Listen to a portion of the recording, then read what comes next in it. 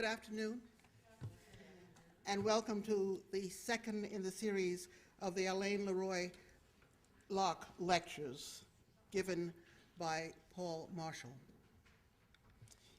If you were here yesterday, you heard Paule Marshall begin her series, People and Places in the Life of a Writer, with a stunning portrait of Langston Hughes and her travels with Langston Hughes in Paris, London, Leeds, Manchester, Oxford, Copenhagen, and Berlin. Some places to go with Langston Hughes.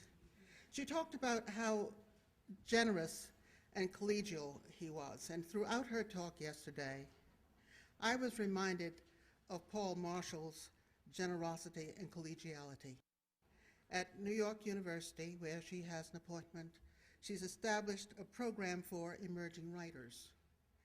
And in the late 90s, with the publication of my first novel, I had the privilege of being included in that distinguished group of emerging writers. I remain ever grateful to Paule Marshall, and her generosity and collegiality are models for me, and I hope for others who know the struggle of writers, especially writers who are bringing out their first works. Paule Marshall was educated at Brooklyn College, where she graduated Phi Beta Kappa. And soon after her graduation, her first novel, Brown Girl, Brownstones, was published. And that was followed by Soul, Clap Hands, and Sing, a collection of novellas. And then one after the other, The Chosen Place, The Timeless People, Praise Song for the Widow, Rena and Other Stories, Daughters, and most recently, The Fisher King. She has been honored by many organizations, won many awards, among them for her books, the American Book Award, the John Dos Passos Award of Literature, a Guggenheim Fellowship, and a MacArthur Fellowship. She's held teaching positions at Yale, Columbia University, Berkeley, University of California at Berkeley, at the Iowa Writers Institute, Workshop, thank you, and for 10 years has been the Helen Gould Shepard Professor of Literature and Culture at New York University. We are pleased, indeed we are honored, to have with us this afternoon, once again, Paule Marshall. Please join me in welcoming her.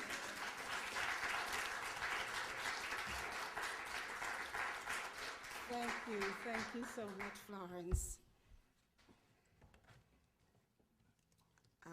Let's see if I can hold up for an hour.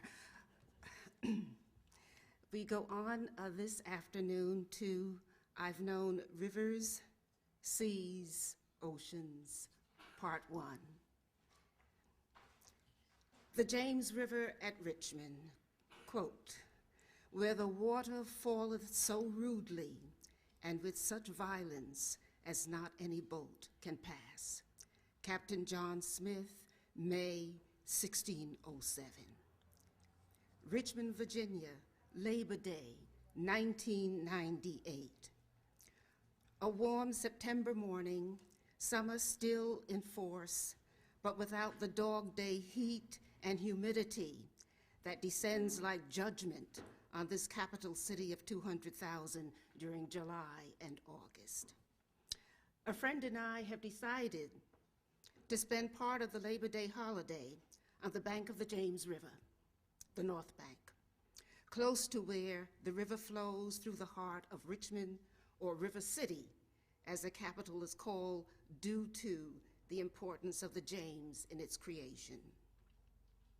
Spawned in some obscure little creek high in the Alleghenies, the river, as the local folk call the James in an affectionate Southern drawl, the river tracks an easterly course of some 340 miles across the state until it reaches Jamestown, the Chesapeake Bay, and the Atlantic. It is Virginia's longest and largest river, its watershed covering a quarter of the state. Moreover, the James, the river, is inextricable from the history of the place encompassing not only the capital city, the Commonwealth of Virginia, but the Southland, and indeed the country as a whole. Fact, the James is America's most historic river. The State of the James Report, February 2002. This is our first visit to the north bank of the river, which has been designated a public park. To reach the water, we will have to negotiate a river bank that turns out to be as high and steep and thickly wooded as the side of a hill. There's a pathway of logs serving as steps to facilitate the descent. Yet even with the logs, I'm finding the going difficult. Not so my friend, whose name happens to be Virginia, in keeping with the part of her family history that has to do with the Old Dominion. An energetic soul in her late 70s, Virginia is managing the improvised steps with all the sure-footedness of a Rocky Mountain bighorn. Small-built and lean, my friend seems blessed with a constitution that will permit her to reach age 100, still fit in body, clear in mind, and undaunted in spirit. Taking heart from her firm step and her resolute back, I cautiously follow her down the log steps.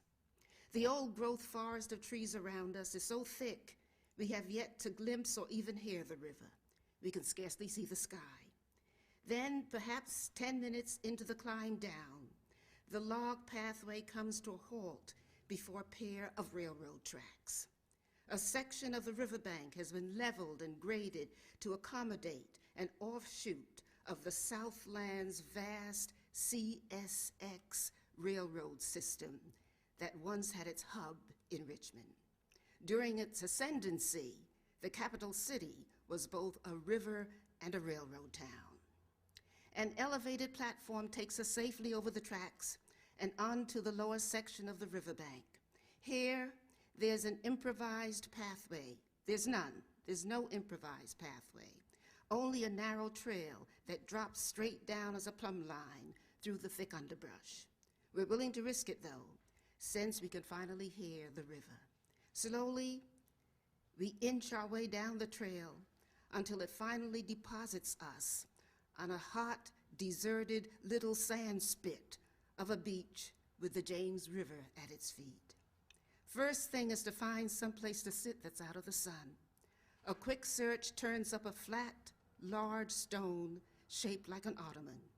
Best of all, the stone is lodged under the heavy and huge fan of a willow oak tree, whose big-foot roots are dug in deep at the water's edge, an ideal setting, and we will have it all to ourselves for the morning. For a time, recovering from the climb down, we sit quietly taking in the river, the rock-bound river. This lower portion of the James is a watery minefield of rocks that have probably been here since before the flood. The rocks, some of them the size of boulders, might even have been unleashed by that quick-to-anger Old Testament Jehovah. Another one of his commandments had been broken, and enraged he had rained down rocks instead of fire.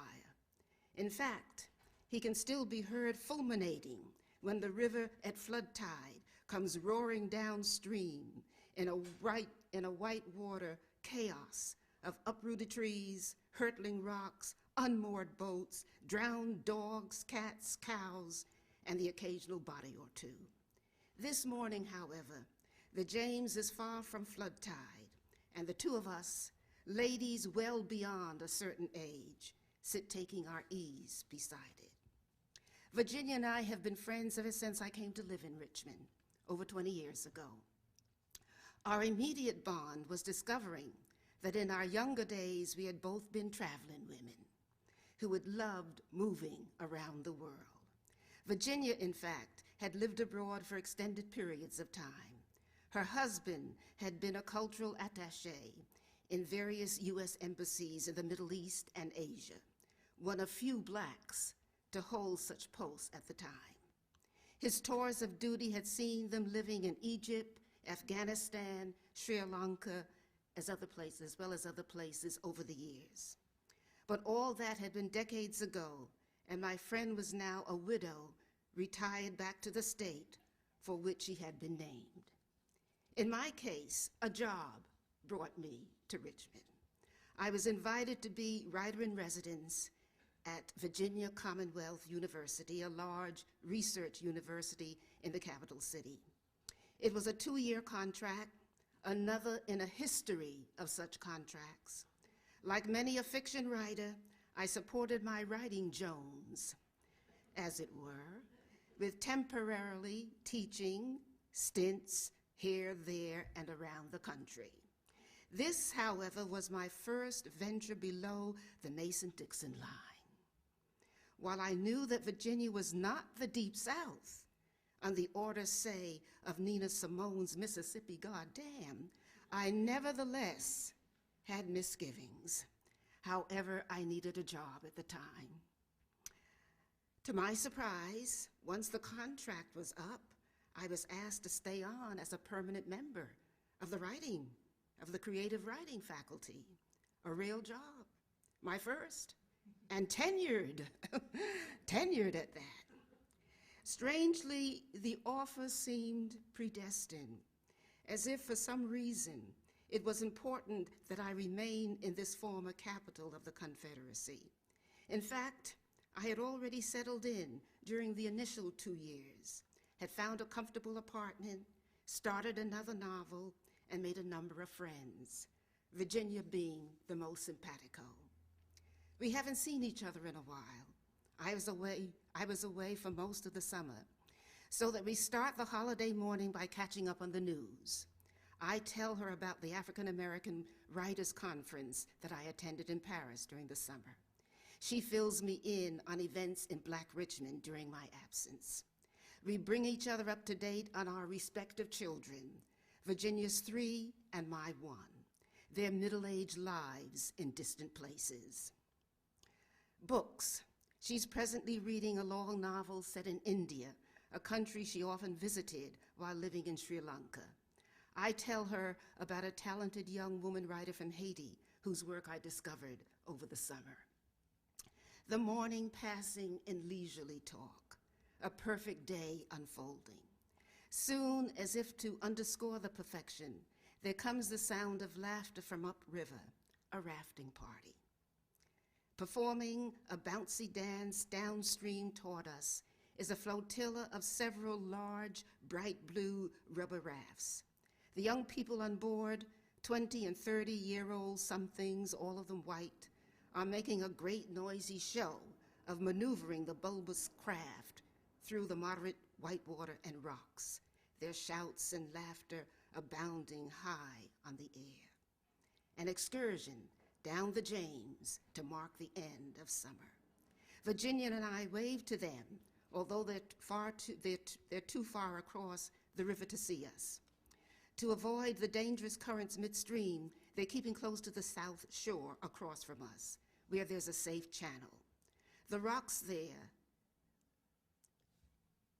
there have formed several swimming holes close to shore, so that when the flotilla reaches them, a number of the rafters strip to their bathing suits and take to the swimming holes, splashing and frolicking like 2-year-olds in a playground pool. I wonder if they know how polluted this river is, I say. Fact, the once pristine James has been used over time as a dumping ground for generations of human, animal, and industrial waste. PCBs, PCTs, TBT, tributylin, nitrogen, ammonia, fecal chloroform, toxic mercury, creosote, and pathogens of all kinds. Add also tons of sulfuric acid from the now defunct Civil War arsenals, armories, and munition plants, whose ruins still line the riverbank downtown Richmond. Include as well the over 600 chemicals associated with the tobacco industry. State of the James Report, February 2002. They're trying to clean it up, I hear, says Virginia. Speaking of the river, I still wouldn't go near it, though. But those young things out there, they probably feel they're immune. We raise the bottles of spring water we brought along in a toast to the youth and its illusions of immunity. The swim over, the young people clamber back aboard the rafts, strap on their life jackets and helmets, take up their paddles, and continue their rollicking ride downriver. An odd sensation as I watch the flotilla disappear around the last bend that will lead it to the city. My mind slowly divides in two, half of it continuing to attend to the pleasant conversation about this and that my friend and I are having, while the other half quietly slips away to accompany the rafters on what's left of their trip. They don't have much further to go. The Labor Day junket will end once they reach the heart of downtown Richmond, less than a mile away. There, due to a geological rift that must have also occurred before the biblical flood, the river there profoundly changes character. Like my mind at the moment, it also divides into two. Downtown Richmond marks the fall or the end of the rock-bound Upper James, where the water falleth so rudely and with such violence as not any boat can pass, and the beginning of the river's long, smooth tidal basin that is navigable all the way to historic Jamestown and the Atlantic Ocean some 60 miles downstream. Rough water and smooth, they lie side by side below the city's skyscraper, office and commercial buildings, its banks, brokerage houses, hotels. Fact, Richmond, Virginia is the only American city that has white water rapids moiling through its business center. Indeed, it was the raw power of white water, once it was harnessed and put to use, together with the Tidewater James, offering safe passage to ships up from the Atlantic, that made for the city's principal commerce in the beginning, and the wealth and status it enjoyed up to the Civil War. By now, the rafting party has reached the dividing line between rough water and smooth. The joyride down the falls of the James is over. A bus trip will take the young somethings back to their starting point upstream, where over a few beers they will noisily recap the thrills of the morning. Youth. The excursion over, I should also head back upriver. Instead, the truant part of my mind continues down the Tidewater James that's within the city's limits, even though my mind knows what it will find. All those wrenching landmarks. The first of these will be the replacement of the old notorious Mayo's Bridge that was the first structure to link the north and south banks of the river. The original bridge had been a mere wooden footbridge that used to sway dangerously, it said, under the weight of the chained and coffled nightly traffic it had been hastily built to accommodate. Farther ahead, another landmark. This one, the ruins of the extensive docks that once lined Richmond's tidewater portion of the river, with the largest, busiest, and best known of the docks, the big daddy of them all, being the Manchester docks on the South Bank. The condition of the chattel cargo was such, after the long weeks at sea, that to placate the citizenry who complained about the sight and smell and the sound of them, a decree was drawn up declaring that the cargo, the chattel cargo, was to be brought into town only at night. Only then was it permitted to march the bound coffles chained at the neck and legs along the high, precipitous south bank of the river, over to the Rattletrap Bridge, Mayo Bridge, which in turn deposited them in old Richmond town, its sleep undisturbed. Then at daybreak, in a place apart from the town proper, place called the Bottom, Shockoe Bottom, amid a cohort of traders, agents, suppliers, exporters, commodities brokers, auctioneers, and scores of independent buyers, large and small, the shipment would be put up for sale. Fact, Richmond, Virginia, the principal port of entry for Africans brought to the New World in the 18th century. The trade was so brisk and the money to be made so plentiful that often the buying and selling took place on board the ship the moment it docked or on the dock itself. Other times, scrambles were held in little towns and villages along the tidal James before the ships even reached Richmond. In a scramble, the chattel cargo were taken off the ship and herded into a fenced-in yard or pen or stockade, while a crowd of eager buyers, each with a long rope, stood waiting outside for the sale to begin. Once the gate opened, the scrambles began, with the buyers dashing about the yard or pen or stockade, desperately trying to corral as many of the chattel as possible, never mind the stench, the running sores, the caked shit on their bodies. The buyers often turned on each other in their zeal to buy. Many an ugly tug of war erupted over a choice find in the shipment. Scrambles. They were called scrambles. In the beginning, they were held in many a tidewater village and town. The demand was that great. The Old Dominion, which was brand new back then, needed an endless supply of John Henry muscle, brawn, and sweat to produce its cash crop at the time, tobacco, king tobacco. Peanuts, cotton, hogs, and everything else having to do with the land, yes. But above all, in Virginia, at the beginning, it was the jovial weed, as it was called then, to which all of Europe was addicted. Date, October 6, 1995. Place, Downstate Hospital, Brooklyn, New York. Patient's name, Anita Burke Wharton. Time of death, 3:16 a.m. Cause of death, pulmonary hypertension. Whenever my sister, an inveterate New Yorker, came to visit me in Richmond, she always brought along a large empty carry-on in addition to her suitcase. The carry-on was for the dozen or more cartons of Virginia Slims she intended purchasing during her stay. With Virginia being Philip Morris country, its huge plant only miles downstream from Richmond, my sister's favorite brand was suddenly a steal compared to the prices in New York. My sister had always been thrifty. Naturally, I was always glad to see her, yet dismayed by the other reason for her visits. And there was no talking to her, no reasoning.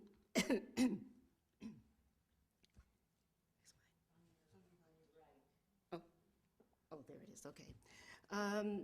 Let's see, where was I? My sister had always been thrifty. Naturally, I was always glad to see her, yet dismayed by the other reason for her visit. And there was no talking to her, no reasoning, no pleading with her.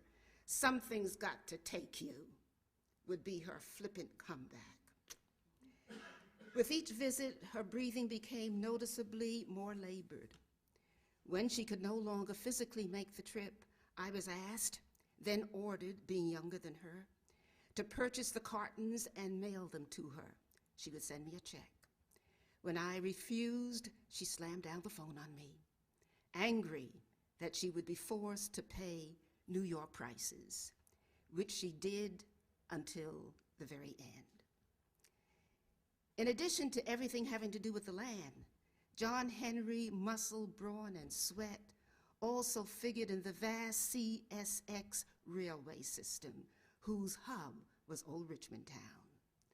Cutting cross ties is nasty work for a man to do, so declared the sharecropper Nate Shaw in the remarkable story of his life called All God's Dangers Ain't the White Man, the book edited by a Harvard scholar in the 1970s. Theodore Rosengarten is the scholar's name.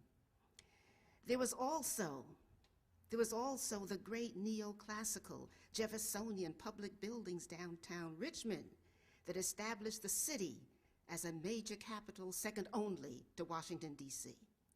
Chattel labor again.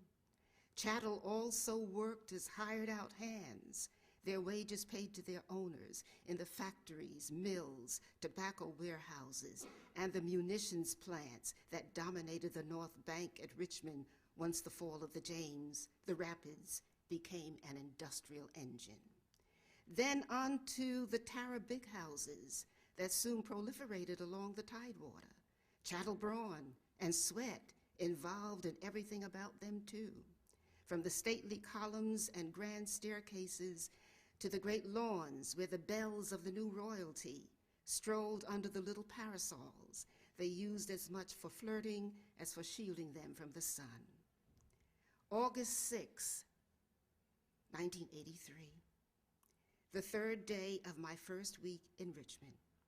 Classes at the university aren't scheduled to begin for another month, but I have decided to come and settle in early. Needing a few items for the small apartment they've given me on campus, I find my way downtown. The shopping done, I exit the store, only to be stopped short by a parade of frilly parasols headed my way. Approaching are a half dozen or more women in hoop skirts and beribboned poke bonnets, and they're all holding those flirtatious little parasols over their heads. Accompanying them are an equal number of men dressed in uniform gray, swords at their sides. For a hair's breadth of a moment, time reverses itself. It's suddenly no longer the early 1980s, nor am I my present-day self, a writer and an itinerant teacher. Instead, I'm chattel cargo, merchandise, goods, a commodity to be bought and sold in the bottom or on the Manchester docks or in a tidewater scrambles where I'm lassoed in the shame of my nakedness and filth. For a hair's breadth of a second, I'm caught in a terrifying time warp until my mind somehow recovers and registers the word reenactment, a Civil War reenactment, and it's 1983 again. The Scarlett O'Hara women with the parasols, the armed men in gray are participating in what is perhaps the South's most enduring ritual. I would spend the rest of that month before classes began in this new job, in the library on campus, taking a crash course on the Old Dominion, its defining river and its people, free and otherwise. The texts are all there under the call numbers 975.5 and .6, and they offered an unvarnished account of a Commonwealth's beginnings. The books were seldom read or consulted, though, given the exhumed dust they gave off when opened. Apparently, early American history was not a popular major at this university. For my part, I would continue the crash course even after the semester began, determined to finally compensate for the truncated, once-over lightly, deliberately sanitized version of history, American history, that was standard in the textbooks of my day. At last, making up for having been shortchanged educationally. One evening, digging in the stacks, I unearthed a despised edict of 1808. Be it enacted by the Senate and House of Representatives of the United States of America in Congress assembled, that from and after the first day of January 1808, it shall not be lawful to import into the West Indies or into the United States from any of the kingdoms of Africa any Negro with intent to be sold or to be held to service or labor. The furor of this cause, the trade to be halted when there was still so much work to be done, work that needed, quote, the strength and sinews of the African world, end quote, and so much money still to be made buying and selling them as commodities and goods. Where there's a will, though, there's the proverbial way, so that the edict notwithstanding, a means was soon found to maintain the supply. The Tidewater houses, the Shirley Plantation, the Sherwood Forest Plantation, the Flowerdew 100 Plantation, Monticello, Mount Vernon, the Swans Point Plantation, all of them were put to use to ensure the supply. Fact, the purposeful breeding and sale of humans became an important part of the plantation economy in Virginia. Chattel labor, bred, raised, and sold, same as hogs. By the mid-1800s, the business had produced a surplus of $250,000 and more, yet another problem. This one, however, was easily solved. The surplus was simply, periodically, sent in large batches to Richmond Town, where they were quickly sold and as quickly packed into the CSX boxcars, into the ships at the Manchester docks, and railroaded and shipped due south, New Orleans, the Mississippi Delta. The river and the railroad provided the final solution. Fact, although little known, Richmond was the site of the largest export trade in human beings in America. Paul, the plantations. Lee's taken me to visit the plantations. I can't wait. A spring day in Richmond in the late 1980s. It's about 9 o'clock in the morning, and my editor at the time, barefoot and in her nightgown, is at the top of the stairs in the house I've just entered, and she's performing a happy little jig while gleefully clapping her hands. She's come down from New York to visit me, as well as Lee Smith, the white Southern writer who's also one of her authors. And Lee, with whom she is staying, is taking her to see the Tidewater Plantations, a tourist favorite. Unaware of their plans, I have dropped by to leave off a section of the novel I'm working on, only to be met by my normally poised, sophisticated 40-year-old editor and quintessential New Yorker, behaving like a 4-year-old who's just been promised a trip to Disneyland. It's all I can do not to vault up the stairs, grab her by the arm, and march her barefoot and in the nightgown over to the campus library, and there, treating her as if she's truly a 4-year-old, force feed her the history contained in the dusty text called numbers 975.5 and .6. Because although my editor's background is impeccable, sister college, New England, Ivy League, she has also been shortchanged about the history and in need of the same crash course. Hopefully, it will disabuse her of that peculiarly American combination of ignorance and innocence that is so shameful and dangerous given our supremacy in the world.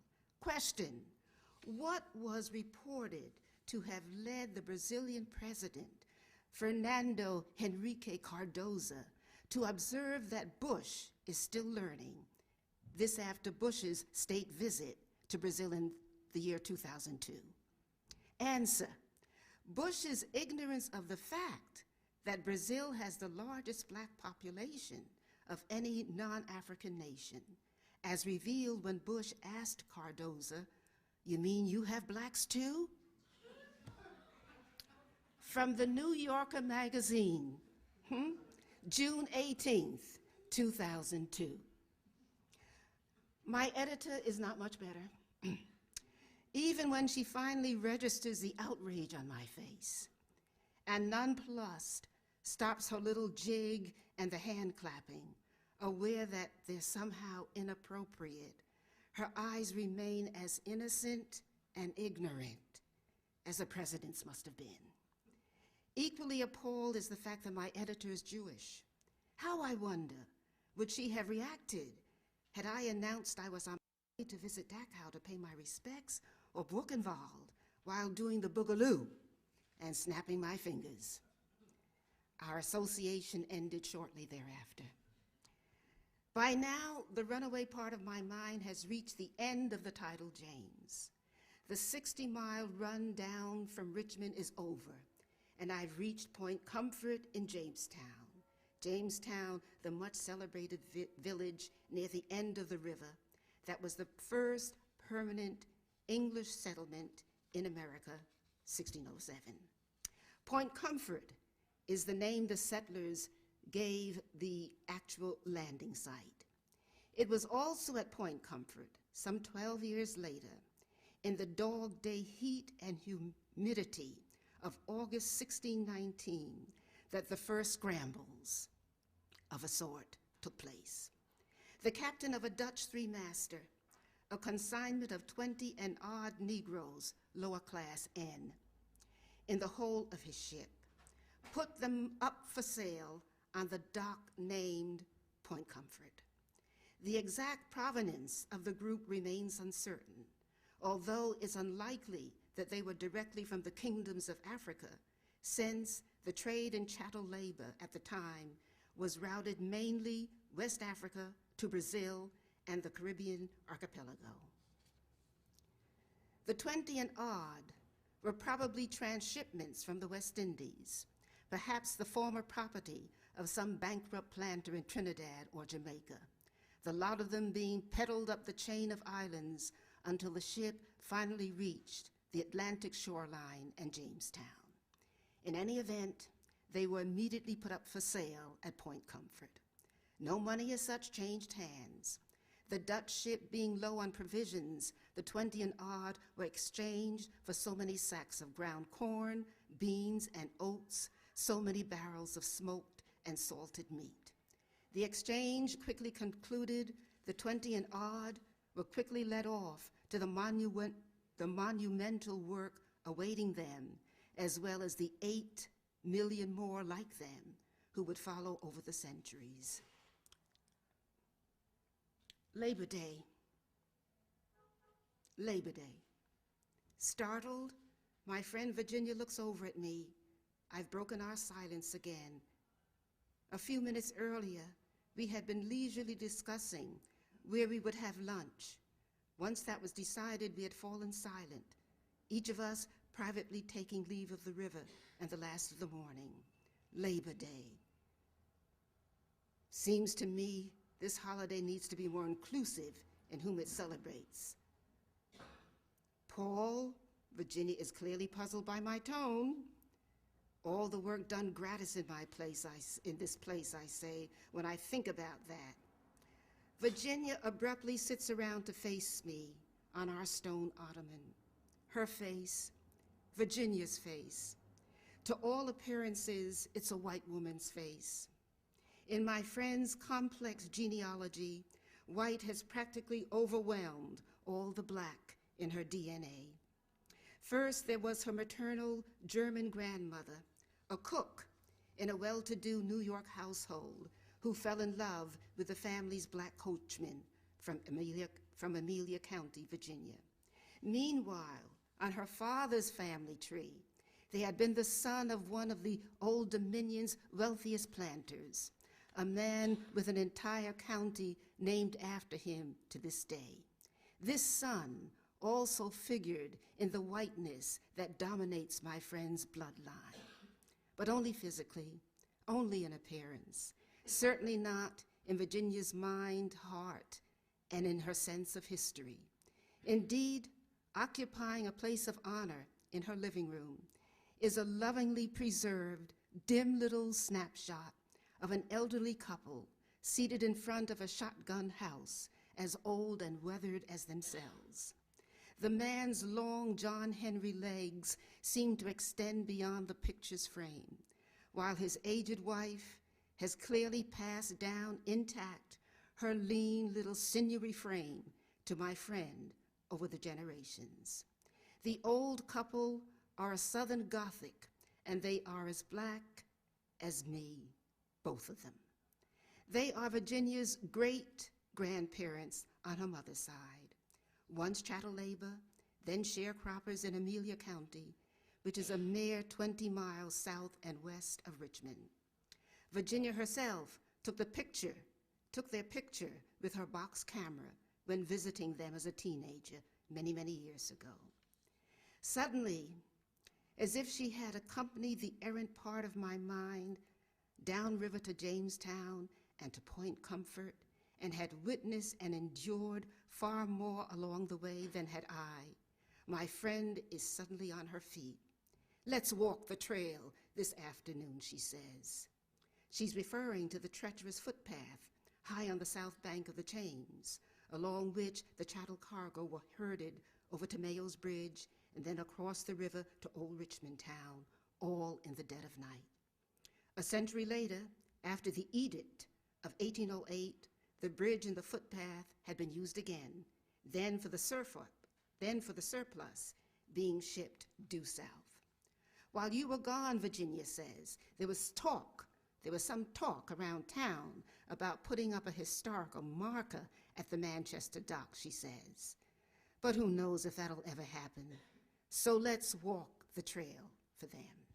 With that, we gather up our empty water bottles and the cushions we had brought along, and with my intrepid elder friend again in the lead, we start the climb up the North Bank, which will prove even more arduous than the descent, leaving behind us the Bigfoot willow oak of a fan, our stone ottoman, and the once pristine but now despoiled and profoundly ill-used river. The Caribbean Sea, Part 1.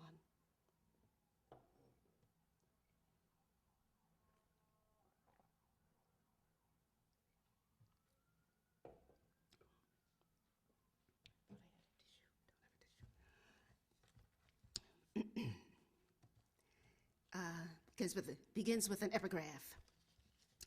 I saw New York rise shining from the sea. Adriana Viola Clement, September 9th, 1923.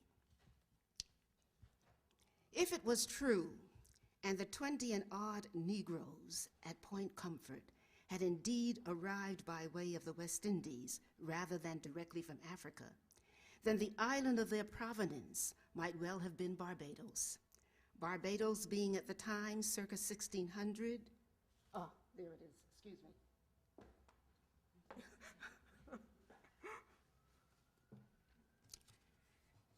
If it was true, and the 20 and odd Negroes at Point Comfort had indeed arrived by way of the West Indies rather than directly from Africa, then the island of their provenance might well have been Barbados.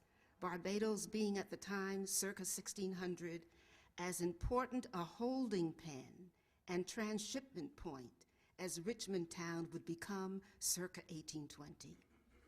A green little coral gemstone of an island situated in the lower part of the Caribbean archipelago, Barbados is considered part of the Congo line of tropical islands winding its way down from the Florida Keys to Venezuela.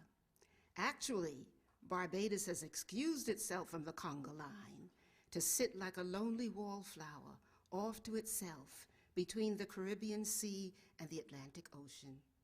On a map, it is the easternmost island in the chain, a tiny little outpost of 166 square miles that geographically is the closest point in the West Indies to the great pregnant bulge of West Africa and the former barracoons at Gorée, Guinea, Elmina, Whydah, and the Bight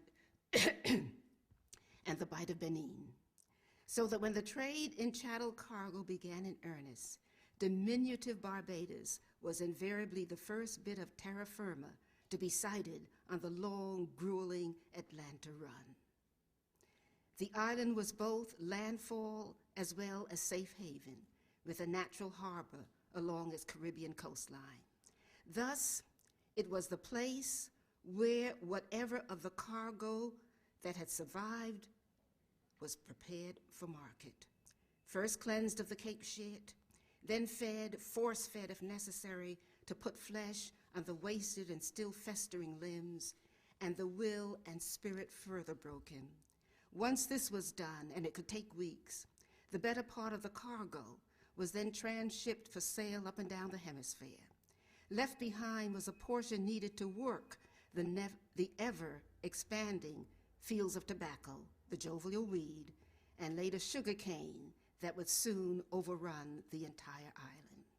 Then there were the incorrigibles, those in the consignment, the shipment, who refused to obey, who withstood the whipping post and the pillory, their spirit and their resistance unbroken. Difficult to sell, the incorrigibles were also left behind. Barbados, British-owned and colonized from the beginning, was a principal way station at the outset of the trade. It was also the birthplace of my parents, descendants, perhaps, of the incorrigibles left behind. I like to think as much. My mother, Adriana Viola Clement, grew up in a hilly district called Scotland on the Atlantic or windward side of the island, while my father, Sam Burke, who completely disowned the damn little 2x4 island, his words, never mentioned either his family or the village that was his birthplace, aside from referring to it as that little poor behind village buried in a sea of sugar cane, a place behind God's back.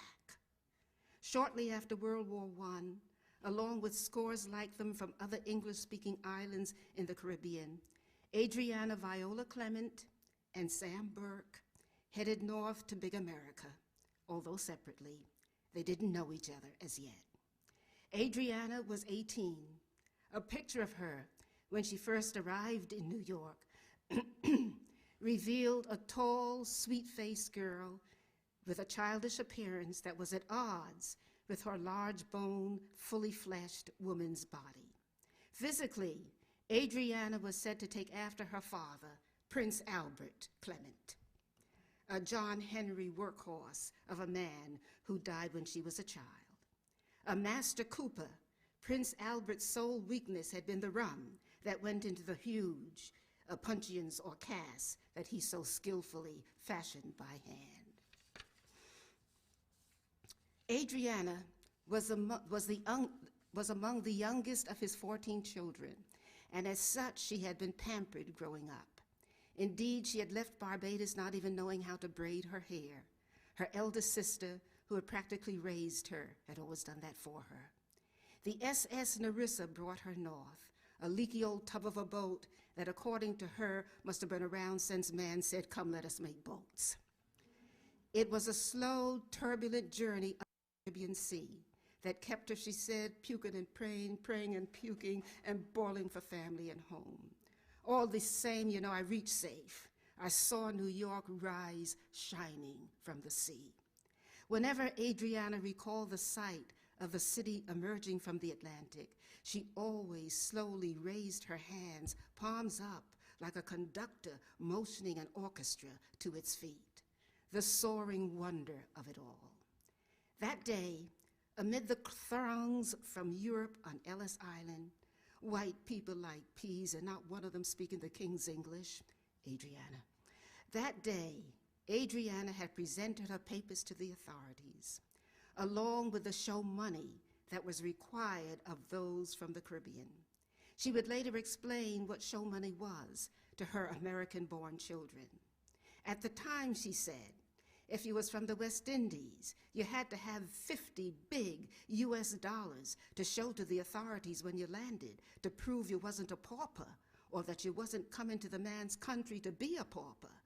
Back then, if you was black, you couldn't set foot in big America without $50 cold cash in your hand. The show money, as well as the much larger sum that had paid her passage north, had come from a single source, Panama money. Panama money, from an older brother she had never known. It was money so named after the canal, begun in 1905, that he had helped build.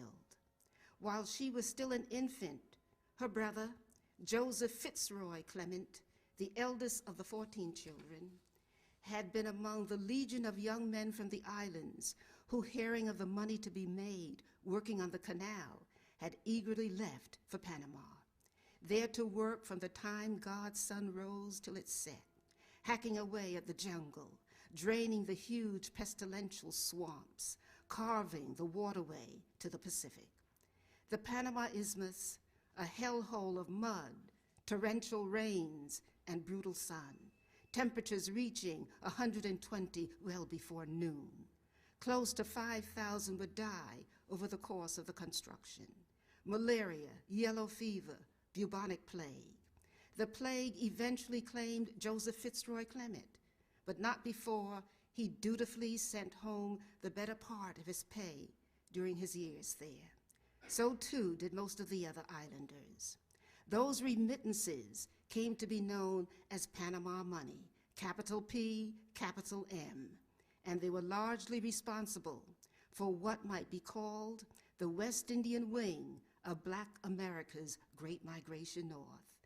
That momentous exodus that, figuratively speaking, saw a Black million-man march from the south of the United States to the northern cities in the early 20th century. During that same period, 1900 to 1930, over 300,000 islanders, mostly from the English-speaking Caribbean, the majority of them Barbadians, or Bajans, B-A-J-A-N, as they call themselves, also emigrated to the States, settling mainly in cities along the Northeast Corridor. New York, that is Harlem, but even more so Brooklyn, New Haven, Hartford, and Boston. The West Indian wing of the Great Migration North could not have taken place without Panama money.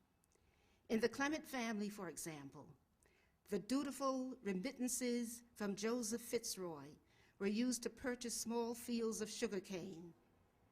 These were held and worked by family members until one of the Clement children or later grandchildren was of an age to travel.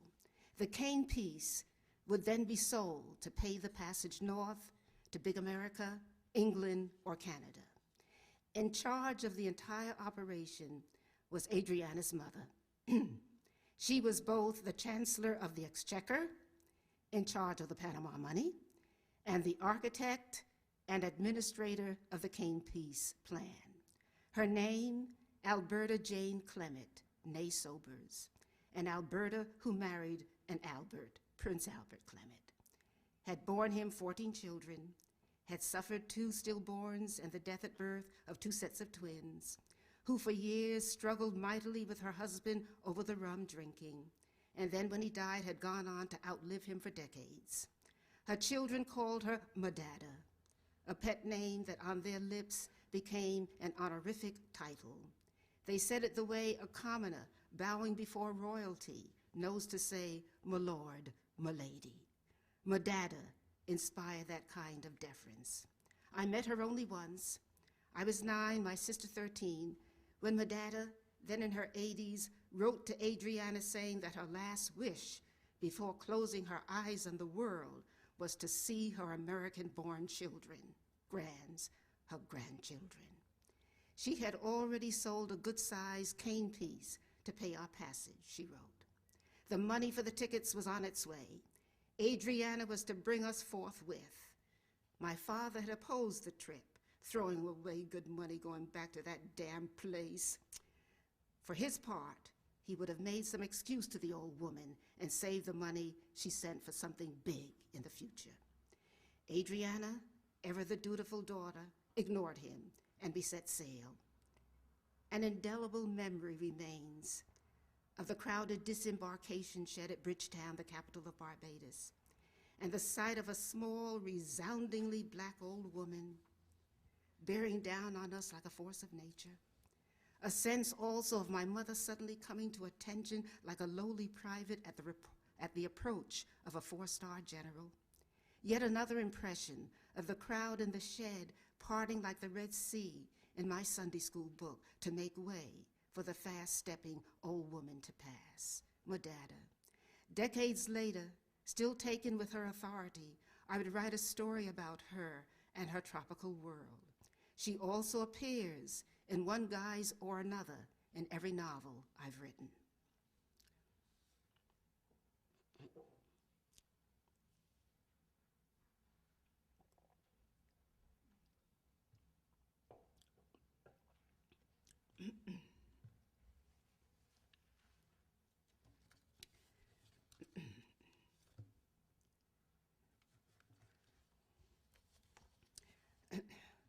On hand to meet Adriana when she landed at age 18 in New York was an older brother, Winston Carlisle Clement, whom Modada had sent north immediately after World War I ended, using, of course, Panama money.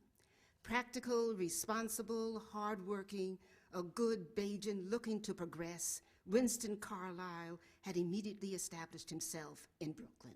First, with a job in a mattress factory in Brooklyn, where he had every intention of becoming a supervisor. Then he had found himself a wife, an equally hard-working girl from home, Barbados that is, also looking to progress. Moreover, Winston Carlisle was his mother's child in his ability to take charge and organize the life of others. Thus, he lost no time in finding work for Adriana. In less than a month after her arrival, the overgrown baby who didn't even know how to braid her hair found herself out on Long Island cleaning the 10-room house of a white lady she had to call Madam, as well as helping with the Madam's small children, as well as tending to the Madam's sickly old mother. The Madam was even learning her how to cook like white people. The work hard, but the nights were harder still. Evenings found Adriana drawn up in a closet of a room without so much as a fly for company. Many a night, her head buried under the pillow to mute the sound, Adriana bawled out loud for data, family, and home. Until 2 years into the sleeping job, when on one of her Sundays off, she met up with one Sam Burke, a fella from home, at her brother's place in Brooklyn. He called himself just Sam Burke. Over the 2 years, she had met a few other fellas from home that her brother had invited by the house. She hadn't felt anything one way or another about them. But this Sam Burke had a smile, a kind of playful, sure of himself, town way of speaking and dressing and carrying himself. In truth, you would think he was somebody born and raised up in Big Bridgetown back home. Right off, Adriana took a liking to him. Sam Burke was an illegal alien. No passport, no visa, no documents or official papers of any kind, not even a birth certificate.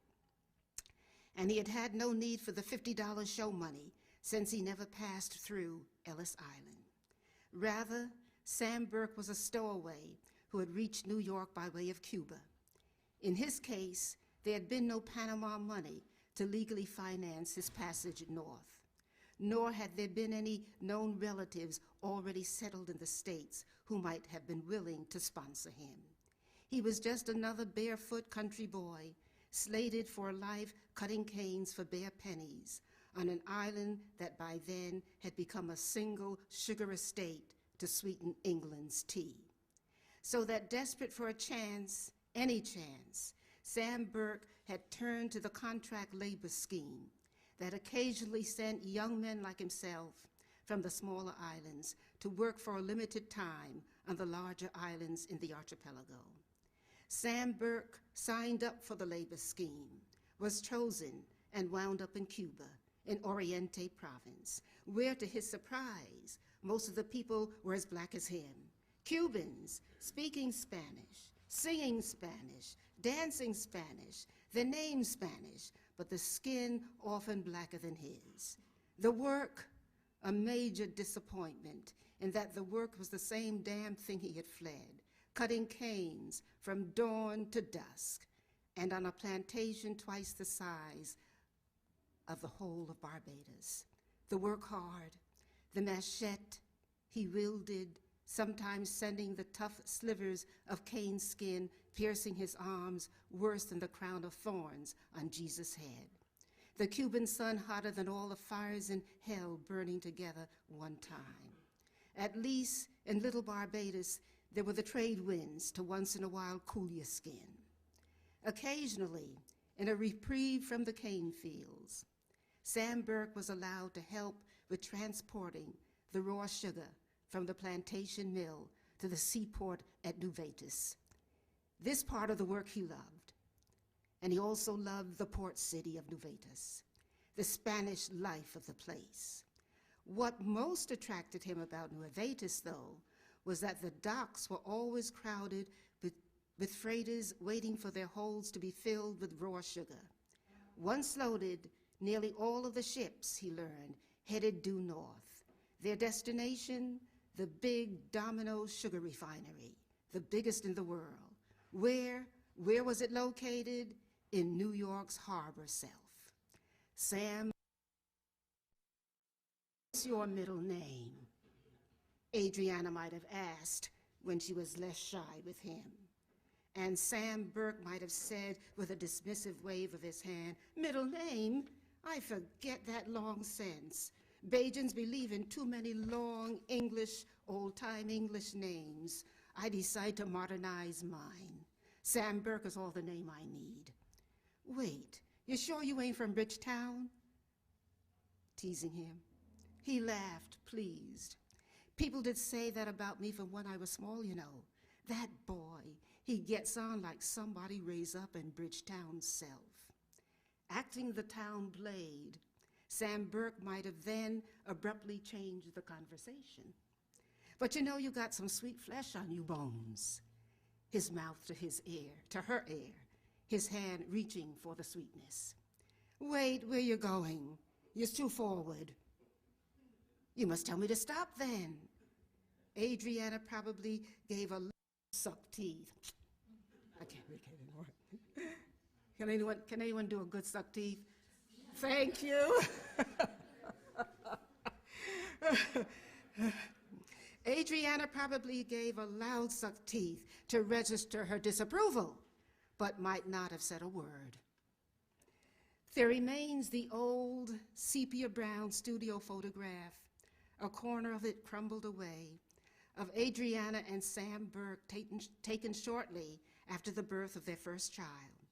Adriana, seated with the baby on her lap, is wearing a cream-colored flapper dress, a long strand of fake pearls, and the de rigueur headband around her neatly combed-out hair. Dangling from her arm is an extravagantly large English garden party hat, in all likelihood a prop supplied her by the studio to enhance her outfit. The baby is a pretty little girl child, my sister, a love child, conceived some months before the marriage vows, a fact that would come to light only after Adriana's death. Adriana is holding the baby's tiny hands in her own, and with quiet pride offers the camera not only the sight of her perfect child, but herself as well. Someone who has been rescued from cleaning a 10-room house on Long Island and is now a wife, mother, and madam in her own right, and with her own home, if you please. True, is only a cold water flat in Red Hook, Brooklyn, up with the Italians that can scarce speak a word of English. True, the bathtub is right in the middle of the kitchen, but never mind. Like all Bajans, she and her new husband are looking to do better, looking to progress. Beside her in the photograph stands Sam Burke, his thick bush of hair parted boldly down the middle above his sharply planed, long jaw, handsome face. He too is dressed for the occasion in a three-piece suit that, even though it's cheap, looks expensive on him, even custom made. A bow tie complements the bespoke-looking suit, as does the handkerchief and fountain pen in the breast pocket. One hand is thrust into his trouser pocket. His other hand holds a cane angled just so at his side. Sam Burke presents himself as someone who has never seen a cane field, or for that matter, a damn mattress factory, where he has to wear a snood like a woman to protect his hair from the lint flying about the place. The ignominy of that snood. No, Sam Burke has never been near a field or a factory in his life. The haughty gaze he directs at the camera dares it to reveal otherwise. That was his way. My father went about life wordlessly, insisting that his was a higher calling than the series of unskilled, low-paying factory jobs he held for years. In his eyes, he possessed the ability and talent to be so much more. The course he took in radio repair almost ruined the console radio in our living room. He would quickly discontinue a home study course in accounting. Too damn long, too many figures, too expensive. The trumpet lessons that went on every Saturday morning for months kept us with our hands clapped over our ears until the trumpet too was abandoned.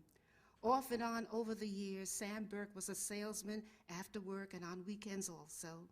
Sample case in hand, cheap suit fitting him just so, he made the rounds of Black Brooklyn selling a variety of products not to be found in the white department stores downtown. One time, it was hair grease and hot combs, then a line of cosmetics compatible with the dark skin of his customers. Later on, ladies' hose in a monochrome of brown. These and other selling ventures Sam Burke pursued until they either failed to turn a profit or he simply grew tired of repeating the sales pitch. Each time you're singing the same damn tune just to sell a pair of stockings. Finish with that. Or, and this was more often the case, he suddenly decided that selling door to door was beneath his talents. Although the holy grail of his true calling continued to elude him, Sam Burke remained surprisingly optimistic. A vocation that truly suited him, a job that didn't call for the overalls and work clothes of a common laborer, it was only a matter of time. So that especially with me and my sister, he remained his playful, irresistible Bridgetown self. Lady folks, rise and shine and give God the glory, was the way he roused us each morning. While in Cuba, he had fallen in love with all things Spanish and named us accordingly. Anita for my sister, Valenza after Valencia for me, although I was called by my middle name, Pauline. Among the few Spanish words and phrases he had retained was cállate la boca. So that he loved it, he absolutely loved it. When our noisy sibling rivalry gave him cause to cry out, "Señoritas, señoritas, cállate la boca, por favor." He sang. Whenever Adriana complained about his frequent job changes or the abandoned mail order courses and selling ventures, Sam Burke would drown her out with song. It was always the same song. A hymn he must have learned as a boy in the little poor-behind village behind God's back he refused to name. A hymn like a Gregorian chant being sung in the high stone nave of a cathedral. Satan, go away. Satan, go away. Satan, go away and let Jesus come in. He would intone repeatedly to silence the Beelzebub of Adriana's voice. It usually worked. At some point, Adriana would throw up her arms in loving despair and cease complaining. And what did Sam Burke do years later when World War II started? As an illegal alien, he lived in constant fear of being found out, arrested, jailed, and deported. He nevertheless wanted to show how much he loved the country, wanted to express his patriotism in some visible way. His exclusion from the war effort so preyed on his mind that one Saturday morning, his Friday paycheck in his pocket, he marched us, his two little girl children, his lady folks, his senoritas, downtown Brooklyn, and bought us both bomber jackets. Bomber jackets for the war. How he must have wanted a boy child. Sam Burke loved me no less for being a girl, yet my birth, coming 4 relatively long years after my sister's, must have been something of a disappointment for him, if only briefly. It was a grievous and permanent disappointment for Adriana. From the moment I emerged from her womb, I must have felt this. Indeed, during my 9 months there, I had probably heard her praying day and night for a boy child. Adriana believing that a son, a little Sam Burke Jr., would miraculously transform his father into a provider on the order of her brother and the other Bajan men, who were all steadily progressing in spite of the discrimination and thing in the man country. Adriana had pinned her hopes on a birth she was certain would work such a miracle. Imagine then her disappointment at yet another girl child, one moreover who was nothing as pretty as the first. Looks aside, it was my sex, though, that accounted for her acute displeasure with me, and for the fault-finding that went on during my childhood. There were the physical flaws Adriana reminded me of almost daily. My large, bright, pink lower lip that was like a piece of raw meat, according to her. My ugly, oversized big toes. The horse teeth, those 2 horse feet up front that replaced my teeth, the milk teeth. As for my face, my gloomy, long-jawed face, it was a face, according to Adriana, of a child that was living its last days first. There were my personality flaws as well. Hard airs, own ways, willful. Being willful, I went my own way from the beginning. Indeed, in the formal studio photograph that is taken of every Bajan child, even of those who are disappointments, my picture revealed an elderly-looking, unsmiling 4-year-old whose clasped hands are firmly planted on the large picture book she's been given as a prop. Willful, I had already chosen my life's work. Although I wasn't the hoped-for miracle, we did manage to graduate from the Coldwater Flats in Red Hook by the time of my birth. We then lived in a series of walk-ups that at least had steam heat, hot water, a gas stove, and the bathtub actually in the bathroom. Later, when the white flight began from uptown, upscale, tree-lined neighborhoods of Bedford and Stuyvesant Heights in central Brooklyn, where a few Bajans such as Adriana's always progressing brother had already succeeded in purchasing property, we too, the Burke family, eventually made the move to the Heights. Our circumstances hadn't really improved, yet with Adriana supplementing Sam Burke's factory salary by doing day's work, the madams again, we were able to lease an old Victoria brownstone on Hancock Street in the Heights.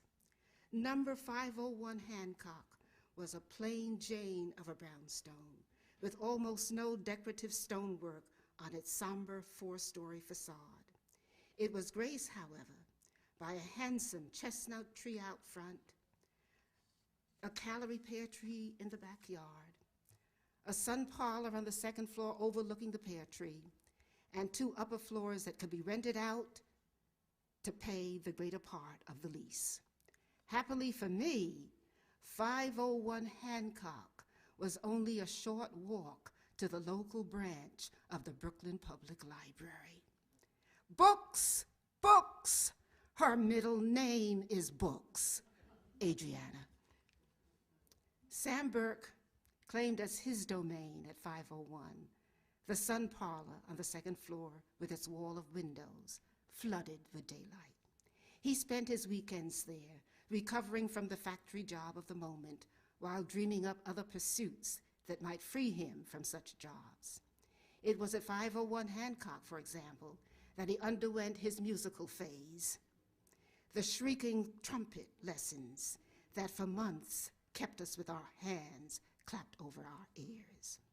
As for Adriana, her realm was the large kitchen on the ground floor where she entertained her friends, part-time day workers like herself, all of them women from home. Bajans seldom, if ever, associated with other islanders who had immigrated to Brooklyn. Trinidadians were considered too frivolous, a people who lived only for carnival. It's the truth. Terrible people. Jamaicans in their view were a rough lot who disgraced the king's English by dropping their H's. Him this, him that. Those from the lesser-known islands, such as St. Vincent and Grenada, St. Lucia, Antigua, and the like, they were dismissed as low islanders. As for Black Americans, they needed to stand up more to the white man. Bajans, meanwhile, had no objection to being called the Jews of the West Indies by the other islanders, the term based on their perceived ability, quote, to squeeze a penny till it cried murder, murder.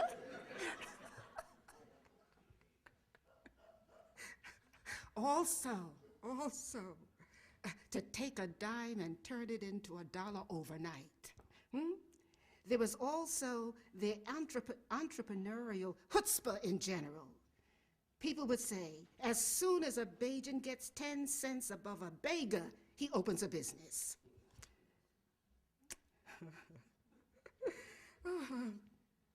The tight little island of Bajan Brooklyn, they took great pride in all of those stereotypes that were attributed to them. Whenever Adriana and her friends gathered in the kitchen to old talk, as they called it, my sister and I, as girl children, were required to be on hand, although to be seen but not heard. Those times with her friends were the happiest I've ever witnessed Adriana.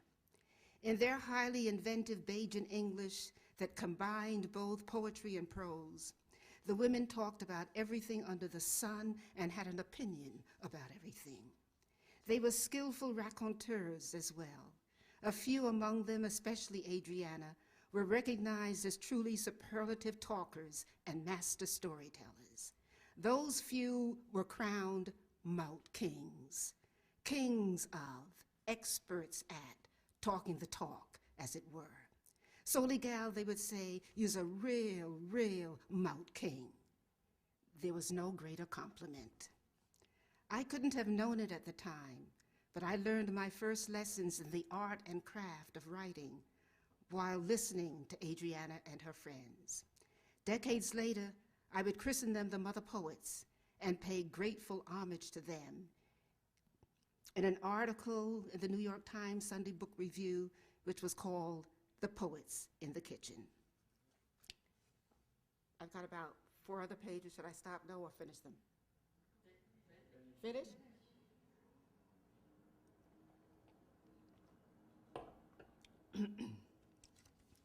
Every Bajan buying and we still leasing. Adriana. Shame, I feel so shame. I don't even like going around my friends anymore, or my own brother even. What with that disgusting wife of his always showing off all the nice things they have just so as to make me feel bad. I can't stand the sight of her. Shame that I went and put myself with somebody I'd never think was a Bajan. No get up and go to him at all. Always trying out one scheme after another that don't turn a penny. Adriana's Xantippe voice in 501's austere, high-ceiling rooms. Over the years, the sweet-faced young mother in the sepia photograph had become a West Indian version of Socrates' shrewish wife. Also by then, Sam Burke had long abandoned trying to silence her with his playful Satan Go Away hymn. Now, pitting his voice against hers, he repeatedly assailed her for having squandered the Panama money years ago on the visit home. Money that could have been a down payment on the beautiful, ugly house that she so craved. Finally, he even ceased responding to her in kind. Rather, when the Xantippe voice became unbearable, Sam Burke simply put on one of his cheap, bespoke-looking suits and took to the streets, or, according to Adriana, took to his latest keep miss.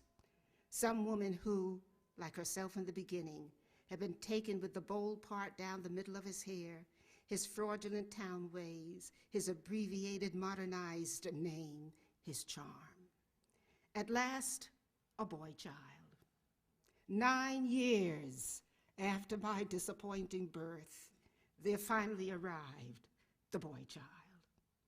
Franklin Edsel, named after FDR and Henry Ford's only child. However, fate being what it is, the boy child arrived too late to bring about any miracles. Because by then, Sam Burke, in his endless searching, endless seeking, had found God. God in the person of a former sharecropper from Georgia named George Baker, a short, brown, bald, rotund little fellow who, once he migrated north, had somehow metamorphosed into a God called Father Divine. A God whose heavenly kingdom was an outsized brownstone mansion in Harlem. A God, moreover, who, given his teachings and his name, Father Divine, declared himself to be the one and only Father, the sole progenitor, the divine paterfamilias. Consequently, all his followers were his children, no matter what their old relationships had been. They were now, in effect, brothers or sisters to their so-called spouses and to their so-called children as well. Sam Burke thus became Brother Burke. His worshipful daughters, his long-awaited son, his wife were to think of him as their brother and to address him as such, Brother Burke. The little roly-poly god, AKA George Baker, had relieved him of the onus of being both husband and father. He would even eventually deliver Sam Burke from the long futile search for a vocation worthy of his still undefined talents. Thank you, Father. Peace. It's truly wonderful. Father will provide. These were Brother Burke's mantras, intoned without almost nonstop. His gaze assumed the otherworldly cast of an adept, while an almost visible aura surrounded him, rendered him immune to Adriana's abuse that she heaped on him and his new God without let up. She verbally assaulted them, both up to the day that Brother Burke finally quit his latest factory job and proudly announced that Father had chosen him to help run a branch of the kingdom being established in Philadelphia. Thank you, Father. Peace, it's truly wonderful. Father will provide. With that, Brother Burke, AKA Sam Burke, vanished from our lives. It's taken me a lifetime to forgive him and another lifetime to cease searching for him, unabashedly and unwisely, searching for something of the antic, endearing, heretical ways in the Sam Burke replicas in my life. The child, the lady folks in me, helplessly continuing to love him amidst an ongoing and unyielding anger. Moreover, I might have spent yet another lifetime on the run from the defeat Sam Burke pursued as actively as he did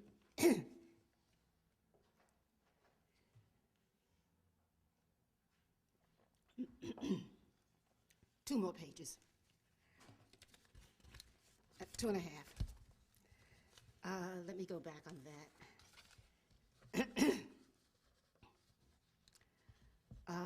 Sort of helplessly continuing to love him amidst an ongoing, unyielding anger. Moreover, I might have spent yet another lifetime on the run from the defeat Sam Burke pursued as actively as he did his many ill-fated projects, had I not vowed early on that once I found work that truly engaged me, I would stay the course no matter what. Sam Burke served as an object lesson. With him gone, whatever small gains we had made were quickly lost, beginning with 501 Hancock.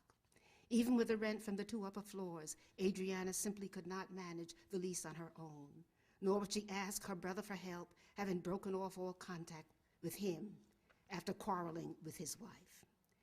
With that, so that in short order, we returned to the series of cheap walk-ups. We became nomads again, wandering from one brief resting place to another in central Brooklyn until we finally ended up in the cramped 3rd-floor apartment of a brownstone owned by a fellow Bajan. The ultimate humiliation for Adriana. With Sam Burke gone, she also spent hours, sometimes a whole day, putting us, her adolescent daughters, on guard against his kind.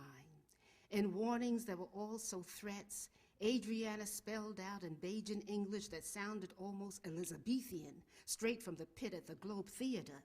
She spelled out the dire consequences that awaited us should we become, quote, little ring-tailed concubines caterwauling about the streets looking for men. Or worse, what would happen to us should we ever come before her with tumbling big with some wild dog puppy, quote. Again, shaming her before every Bajan in Brooklyn. Oh no, if that was to happen, we were to pack up our little Georgie bundle, pure Elizabethan. Pack up the little Georgie bundle, meaning suitcase. Take our little wild dog puppy and get from out my eyesight. Adriana threatening us with banishment in an effort to save us from a fate similar to her own. And she went on with it in the only way she knew how, using the Xantippe voice that had become a force greater than herself, that in fact held her captive. And it continued to reign that voice, its power undiminished, even as she steadily declined over the years into greater bitterness, shame, rage, into fat, worry, welfare, breast cancer, and death. Adriana dead at 53, her life a disgrace as she saw it in the eyes of her mother and the tight little island world of Bajan Brooklyn. For the longest time, it was difficult, impossible almost, for me to love Adriana, a woman who never hid her displeasure with me, who moreover declared me to be a failure at age 13. Never mind, I was an A student, always on the honor roll, valedictorian at my junior high graduation, and later salutatorian in high school, just nothing but a failure. Adriana foisting on me her worst feelings about herself. But how, at the time, was I to understand whom she really meant? Impossible to love her, but also equally impossible not to. After all, Adriana was our atlas. Whenever I find myself on Fifth Avenue at 50th Street, I see her magnificently cast in bronze in her private alcove at Rockefeller Center. There looms Adriana, her massive, muscular Art Deco body braced forward on one leg, and her arms, her outsized arms, supporting on her shoulders the threatened world that was our lives. Adriana bearing up under the weight, refusing to walk away from it for some never, never kingdom in Philadelphia.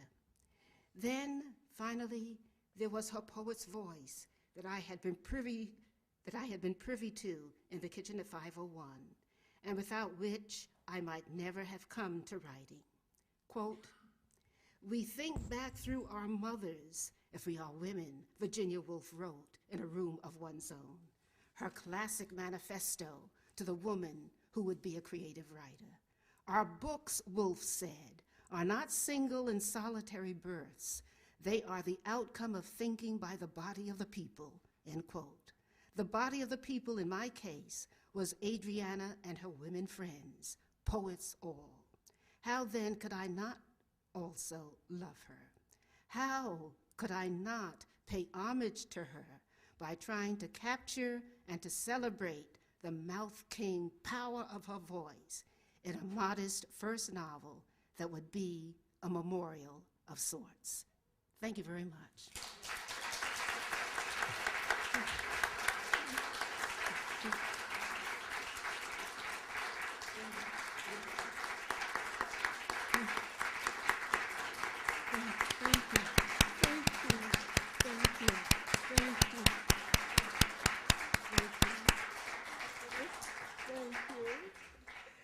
We thank you, Paule Marshall, for bringing us a memoir, a travelogue, a history lesson, indeed an epic. Thank you. Thank you. Will you so entertain much. questions? Well, I don't know if there's much time because I think I went over my hour talk, but if you have a few, We know, can take one or two one or questions. two, right? And then One or have a little two wine very because I special certainly need a glass of wine at this The point. microphone is there on the right, if you have questions.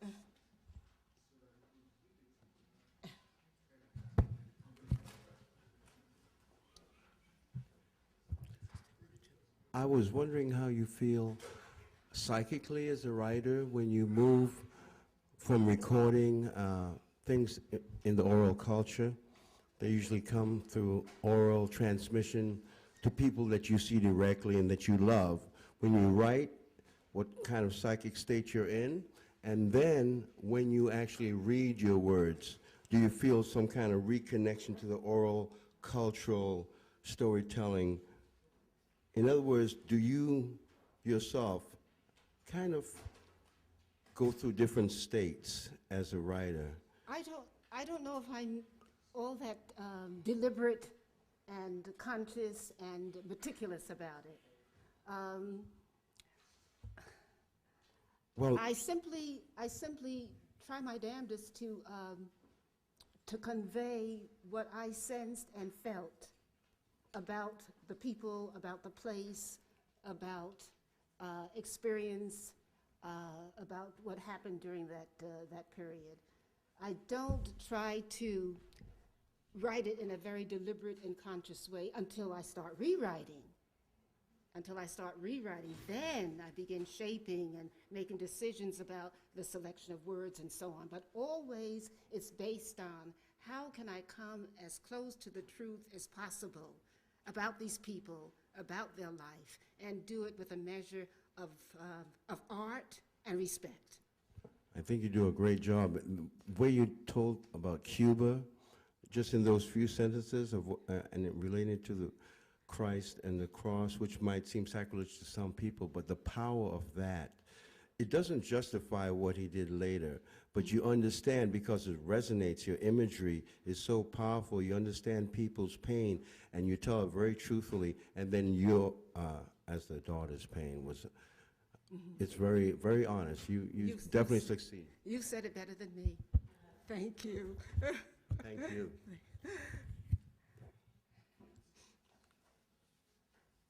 I think you've left us speechless. Okay. Well, Thank you very much.